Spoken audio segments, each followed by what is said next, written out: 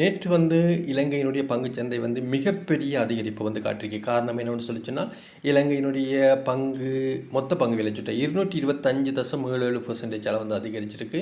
இப்போ கரண்ட்லியாக பார்த்தீங்கன்னா தெரியும், இந்த ஓல் ஷேர் ப்ரைஸ் இண்டெக்ஸ் பார்த்தீங்கன்னா தெரியும் 23,338.25 ரெக்கார்ட் ஆகிருக்குது.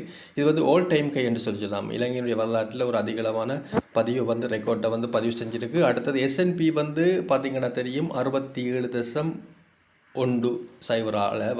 இண்டெக்ஸ் அதிகரிச்சிருக்கு. கரண்ட்லியாக பார்த்தீங்கன்னா தெரியும் 6,316.38% இந்த S&P இண்டெக்ஸ் இருக்குது.